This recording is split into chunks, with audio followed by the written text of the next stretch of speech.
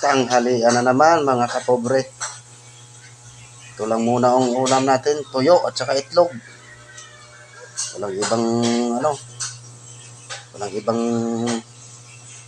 ulam, kundi ito lang. Pwede na to. Pampalipas oras. Ayan o.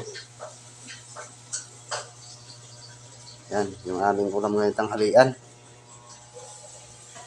Ayun pa, nagsasangag ng kanin yung aking